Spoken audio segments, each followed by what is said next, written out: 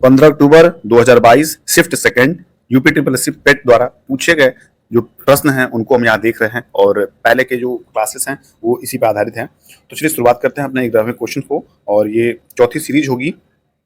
इसमें देखिए प्रश्न जो दिया बहुत अच्छे अच्छे प्रश्न हैं और सारे प्रीवियस ईयर प्रश्न हैं, तो बहुत ही आपको सतर्कता से सारे क्वेश्चन करने हैं और उसके आंसर आपको जरूर अपने मन में या आप कमेंट बॉक्स में देने जरूर हैं। तो क्वेश्चन है कि भारत को ब्रिटिश नियंत्रण से मुक्त करने के लिए भारतीय राष्ट्रीय सेना यानी कि INA, ठीक है, इंडियन नेशनल आर्मी का गठन किसने किया? भारतीय राष्ट्रीय सेना इंडियन नेशनल आर्मी का गठन किसने किया? ए है रास बिहारी बोस, बी है सुभाष चंद्र बोस, सी है भगत सिंह और डी है मोहन सिंह। तो इसका जो गठन किया गया था वो मोहन सिंह द्वारा किया गया था। जैसे भारत को ब्रिटिश नियंत्रण से मुक्त करने के लिए, जो ब्रिटिश के कब्जे में जो भारत थी उसको मुक्त करने के लिए कब किया गया था? सन 1942 में, यानी कि 1942 में कैप्टन मोहन सिंह कौन थे? ये कैप्टन थे। कौन थे? कैप्टन मोहन सिंह। याद रखिएगा, कैप्टन मोहन सिंह। कैप्टन मोहन सिंह के नेतृत्व में भारतीय राष्ट्रीय सेना यानी कि इंडियन नेशनल आर्मी का गठन किया गया था और 1943 में, यानी कि यहाँ नोट करिएगा आप, 1943 यानी कि 1943 में सुभाष चंद्र बोस के नेतृत्व में आजाद हिंद फौज, समझिएगा, 1942 में कैप्टन मोहन के नेतृत्व में भारतीय राष्ट्रीय सेना गठन किया गया था और 1943 में सुभाष चंद्र बोस के नेतृत्व में आजाद हिंद फौज यानी कि भारतीय राष्ट्रीय सेना का पुनः गठन किया गया था। इसका पुनः गठन कब किया गया था? 1943 में। किसके द्वारा? सुभाष चंद्र बोस के द्वारा। तो चलते हैं दूसरे प्रश्न की तरफ। दूसरा प्रश्न अपना देखते हैं और उससे पहले मैं ये फिर से कहूंगा कि जो भी लोग चैनल पर नए हों या पहली बार आए हों वो चैनल को सब्सक्राइब करें, साथ ही बेल आइकन प्रेस करें और क्लास को लाइक करिए, ज्यादा से ज्यादा अपने सभी साथियों को शेयर करिए जो पेट का एग्जाम की तैयारी कर रहे हो। दिया कि सागौन के जंगल सागौन क्या होता है? एक प्रकार का पेड़ होता है। भारत के निम्नलिखित में से किस राज्य में पाए जाते हैं? तो अगर देखिए ऑप्शन हिमाचल प्रदेश, झारखंड, मध्य प्रदेश, पंजाब। तो मुझे अगर इन चारों ऑप्शन में कहीं भी मध्य प्रदेश मिल जाए तो मैं आंख बंद करके मध्य प्रदेश को टिक करूंगा। वजह, मध्य प्रदेश जो है वो जंगलों के माध्यम में सर्वप्रथम पे पाया जाता है। कहाँ पाता है? मध्य प्रदेश को जंगलों के माध्यम में सर्वप्रथम पे पाया जाता है। तो आप इसको ऐसे भी टिक कर सकते हैं, मध्य प्रदेश जो है जंगल के लिए फेमस है, तो सागौन की लकड़ी वहां पाई जाएगी। अब बात करते हैं 13वें प्रश्न की। 13वां प्रश्न क्या दिया है कि सामान्य वर्षा में अचानक वृद्धि हो जाती है। सामान्य वर्षा में अचानक वृद्धि हो जाती है और कई दिनों तक लगातार जारी रहती है इसे मानसून कहा जाता है। तो इसे कौन सा मानसून कहा जाता है? अंत मानसून, परीक्षण, विश्राम या प्रस्फोट यानी कि फटना।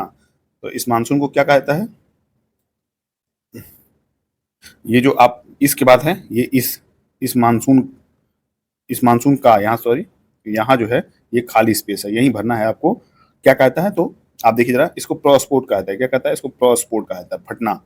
सामान्य वर्षा में अचानक वृद्धि होती है, जैसे जो मान लीजिए नॉर्मल बारिश हो रही है, अगर उसमें अचानक से वृद्धि यानी कि बहुत ज्यादा बढ़ोतरी होती है और कई दिनों तक लगातार जारी रहती है तो इसे मानसून का प्रस्फोट कहा जाता है। मानसून का प्रस्फोट यानी कि मानसून का फटना कहा जाता है। 14वें प्रश्न की बात करें तो 14वां प्रश्न दिया है कि GMT, ये प्रश्न अच्छा है, इसको नोट करिएगा। GMT का पूर्ण रूप क्या है? यानी कि GMT का फुल फॉर्म तो आपको मैं बता दूं कि देखिए जरा, ये हो गया ग्रीन, अब ये ग्रीन विच, ठीक है, ग्रीन विच, ये मीन टाइम। तो M से आप मीन याद कर सकते हैं और T से आप टाइम याद कर सकते हैं। यहाँ G से ग्रीन मैं याद किया हूँ, ग्रीन विच मीन टाइम होता है। तो देखिए कहीं लिखा हुआ है, ये देखिए एरिया है ग्रीन विच मेगा टाइम जो कि गलत है, गोल्ड मीन टाइम जो कि गलत है, ग्रीनविच मीन टाइम ये बिल्कुल सही है और डी देखिए ग्रीनविच मिड टाइम जो गलत है। सी वाला ऑप्शन आपका सही हो जाएगा।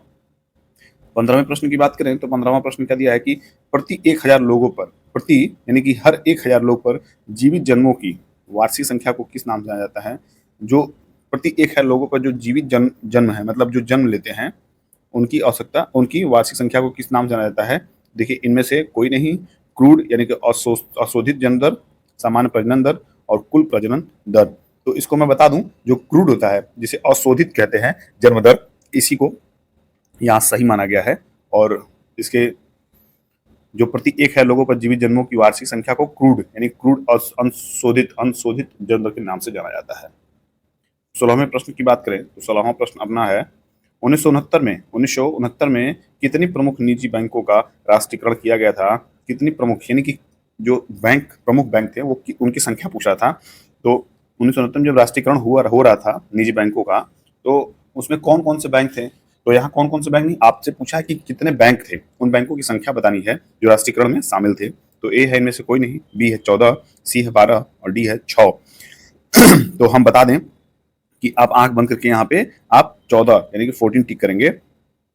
उसमें जो है बहुत सारे बैंकों के राष्ट्रीयकरण हुए थे। ये राष्ट्रीयकरण जो थे ये इंदिरा गांधी सरकार द्वारा किया गया था। किसके द्वारा किया गया था? आप नोट कर सकते हैं, इंदिरा गांधी के टाइम में किया गया था, जब इनकी गवर्नमेंट थी तब राष्ट्रीयकरण किया गया था सन 1969 में।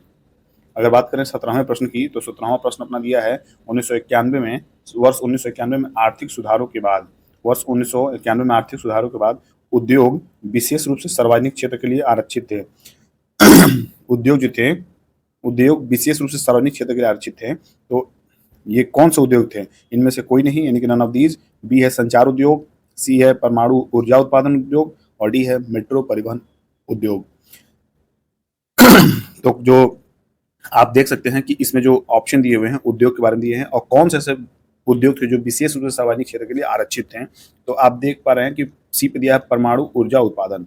परमाणु ऊर्जा उत्पादन से 1991 के आर्थिक सुधारों के बाद परमाणु ऊर्जा उत्पादन उद्योग विशेष रूप से सार्वजनिक क्षेत्र के लिए आरक्षित हैं। ये आर्थिक सुधार पीवी नरसिम्हा राव की सरकार के समय में हुआ था। ठीक है, किसके समय में? पी बी नरसिम्हा राव के समय में हुआ था, जब इनकी गवर्नमेंट थी तब ये प्रस्ताव हुआ था। अब बात करेंगे 18वें प्रश्न की। 18वां प्रश्न क्या दिया है कि योजना आयोग के अंतिम उपाध्यक्ष थे। योजना आयोग के अंतिम उपाध्यक्ष कौन थे? तो इसका देखिए, पहला है श्री मोंटेक सिंह आहलूवालिया और बी है श्री विनय कोहली और सी है श्री आर.पी. सिन्हा और डी है श्री श्यामल घोष। तो अगर हम बात करें इसमें जो तथ्य जो जुड़े हैं उसको हम समझते हैं।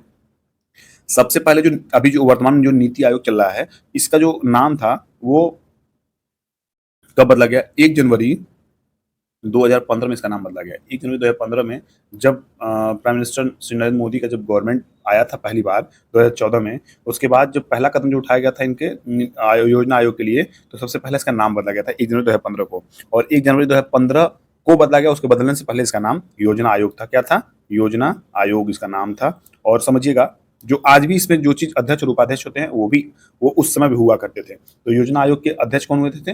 वर्तमान समय के प्रधानमंत्री। तो ये आपको याद होगा कि अध्यक्ष जो है प्रधानमंत्री थे। तो अध्यक्ष पूछा जाए तो आप उस समय आप श्री नरेंद्र मोदी टिक करिएगा। लेकिन जब बात उपाध्यक्ष की आ गई, आप देखिए जरा, उपाध्यक्ष की बात आ गई है, तो उपाध्यक्ष जो उस समय थे श्री मोंटेक सिंह आहलूवालिया थे। कौन थे? श्री मोंटेक सिंह आहलूवालिया। इसको आप कहीं नोट कर लीजिएगा, श्री मोंटेक सिंह आहलूवालिया नीति आयोग के उस समय योजना आयोग के उपाध्यक्ष थे। अब बात करें 19वें प्रश्न की। 19वां प्रश्न दिया है कि निम्नलिखित में से कौन सा क्षेत्र भारत का सबसे बड़ा नियोक्ता है? भारत का सबसे बड़ा नियोक्ता है। तो पहला है प्राथमिक क्षेत्र, दूसरा द्वितीयक क्षेत्र, तीसरा चतुर्थक क्षेत्र और चौथा है तृतीयक क्षेत्र। तो सबसे पहले हम बात करते हैं कि प्राथमिक क्षेत्र भारत का सबसे बड़ा नियोक्ता है। क्या है? जो सबसे जो इंपॉर्टेंट चीज है, वो नियोक्ता जो है वो प्राथमिक क्षेत्र का है। कौन? इंडिया जो प्राथमिक क्षेत्र का नियोक्ता है। प्राथमिक क्षेत्र के अंतर्गत जैसे प्राथमिक क्षेत्र में जैसे आप सबसे पहले जान लीजिए क्या क्या आता है, उसमें जान लीजिए। यहाँ देखिए, सबसे पहले आप कृषि नोट कर लीजिए। कृषि हो गया, वानिकी हो गया, फिर आपका मत्स्य पालन हो गया,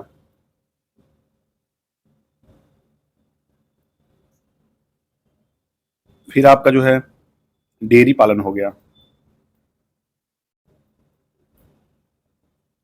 फिर आपका खनन और अन्य भी गतिविधियां हैं जो नियोक्ता से जुड़ी हुई हैं। तो प्राथमिक क्षेत्र की जो ये अपने यहाँ इंडिया में जो फेमस है वो प्राथमिक क्षेत्र के लिए फेमस है। यानी कि भारत सबसे बड़ा नियोक्ता किसका है? वो प्राथमिक क्षेत्र का। उसमें कृषि आ गया, वानिकी आ गया, मत्स्य पालन आ गया, डेयरी आ गया। तो इन सबसे जुड़ के प्राथमिक क्षेत्र में हम प्रमुख रहते हैं।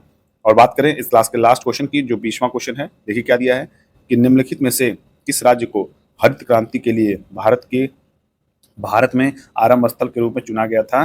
तो बताइए आप सभी, किस राज्य को हरित क्रांति के लिए भारत में आरंभ स्थल के रूप में चुना गया था? पंजाब, तमिलनाडु, बिहार या आंध्र प्रदेश? तो आंख बंद करके आपको पंजाब टिक करना है। जैसे जब हरित क्रांति आरंभ हुआ था तो उस संबंध में खाद्यान्न उत्पादन के लिए वृद्धि करने था। खाद्यान्न, हरित क्रांति मतलब खाद्यान्न, जैसे चावल हो गया, गेहूं हो गया, ठीक है, बाजरा हो गया। तो इन सब चीज़ों के लिए जो था वो उस समय हरित क्रांति जो था वो जो क्रांति के रूप में जिसकी आरंभ हुआ था वो इसकी प्रमुख प्रमुख उद्देश्य जो मुख्य उद्देश्य थे वो खाद्यान्न से संबंधित थे। तो ये प्रश्न ये क्लास यही समाप्त होते हैं। मुझे उम्मीद है आपको क्लास बेहद पसंद आई, क्योंकि मैं सारे क्वेश्चन पे टाइम ले रहा हूँ, रुक रहा हूँ, समझा रहा हूँ, तब आगे बढ़ रहा हूँ। क्योंकि मैं नहीं चाह रहा हूँ कि आप जो प्रश्न करें उससे प्रश्न में एक आध दो प्रश्न और बन सकें तो उसको आप न कर सकें। मैं चाहता हूँ कि उस प्रश्न से जितने प्रश्न बन सकते हैं आप उन सभी प्रश्नों को करके आएँ, ताकि मुझे भी बहुत खुशी मिलेगी कि आप मेरे माध्यम से कुछ सीख सकें, मेरे क्लास के माध्यम से आप कुछ सीख सकते हैं, मेरे चैनल के माध्यम से अगर कुछ सीख सकते हैं तब। तो चलिए ये क्लास यही समाप्त होता है, मिलते हैं अगली क्लास में, तब तक के लिए शुभकामनाएं आपके साथ है। पढ़ते रहिए, मस्त रहिए, स्वस्थ रहिए, बाय बाय, टेक केयर।